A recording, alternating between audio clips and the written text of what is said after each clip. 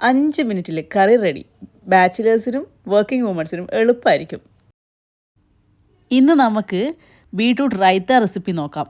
Easy, healthy, no cooking, colourful റെസിപ്പിയാണ് കേട്ടോ. Beetroot എന്ന് പറയുന്ന excellent source folate, magnesium, potassium and copper അല്ലേ. അതേപോലെ തന്നെ മഗ്നീഷ്യവും ഫോസ്ഫറസും വിറ്റാമിൻ സിയും ഉണ്ട്. Iron, vitamin B6, dietary fibre, ഇതൊക്കെ റിച്ചായിട്ട് ഈ ബീട്രൂട്ടിൽ അടങ്ങിയിട്ടുണ്ട്. പിന്നെ നമ്മുടെ സാച്ചുറേറ്റഡ് ഫാറ്റ് എന്ന് പറഞ്ഞാൽ വളരെ കുറഞ്ഞ അളവിലേ ഉള്ളൂ. പിന്നെ നമുക്ക് ഈ ബീട്രൂട്ടിന് ഗ്രേറ്റ് ചെയ്തിട്ടോ അല്ലെങ്കിൽ പൊടി പൊടിയായിട്ട് അരിഞ്ഞിട്ട് ഉണ്ടാക്കിയെടുക്കാം.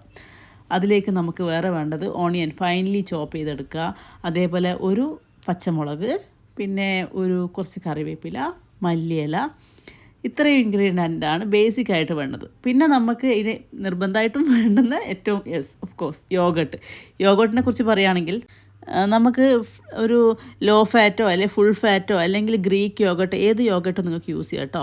പിന്നെ ഇതിൽ ഉപയോഗിക്കുന്ന ഫ്രഷ് ഹെർബ്സ് ആണ് പിന്നെ ഉപയോഗിക്കുന്നത്. അത് നിങ്ങൾക്ക് ഏതാണെങ്കിലും ഉപയോഗിക്കാം. പിന്നെ സീസണിങ്ങിന് വേണ്ടിയിട്ട് നമ്മൾ ജീരകത്തിൻ്റെ പൊടി എടുക്കുന്നുണ്ട്, പിന്നെ ഉപ്പ് എടുക്കുന്നുണ്ട്, പിന്നെ അത് ബ്ലാക്ക് സോൾട്ടോ പിങ്ക് സോൾട്ടോ അല്ലെങ്കിൽ റെഗുലർ സോൾട്ടോ ഏതായാലും കുഴപ്പമില്ല കേട്ടോ.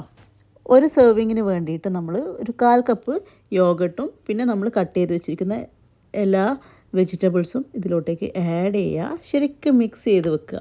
എല്ലാം മിക്സ് ചെയ്തതിന് ശേഷം അതിലോട്ട് സീസണിങ്സും ആഡ് ചെയ്തതിന് ശേഷം നമ്മളിതിലോട്ട് 1 ടീസ്പൂൺ ഓയിൽ ഒഴിച്ചിട്ട് അതിലോട്ടേക്ക് കടുക്, പിന്നെ ഉഴുന്ന് പരിപ്പ്, വറ്റൽമുളക്, കറിവേപ്പില, ഇതൊക്കെ ഇട്ടിട്ട് ഒന്ന് താളിച്ചിട്ട് ഇതിൻ്റെ മുകളിലോട്ടേക്ക് ഒഴിച്ചതിന് ശേഷം ശരിക്കും മിക്സ് ചെയ്തെടുക്കുന്നു. അപ്പോൾ നമ്മുടെ റൈത്ത റെഡി. ഇത് ചോറിൻ്റെ കൂടെയും ചപ്പാത്തിയുടെ കൂടെയും ദോശേൻ്റെ കൂടെയൊക്കെ സ്മൂത്തായിട്ട് പോകും. പിന്നെ ഈ ബീട്രൂട്ട് റൈത്ത നമ്മൾ സ്റ്റോറേജ് സജഷൻ പറയുന്നത് നമ്മൾ 1-2 ദിവസത്തിനുള്ളിൽ തന്നെ ഉണ്ടാക്കി വെച്ചിരിക്കുന്ന എടുത്ത് കഴിച്ചോണം കേട്ടോ. പിന്നെ ബാച്ച് കുക്കിംഗ് ഒക്കെ ചെയ്യുന്ന ആളാണെങ്കിലും അതൊന്ന് അറിഞ്ഞിരിക്കുന്നത് നല്ലതായിരിക്കും.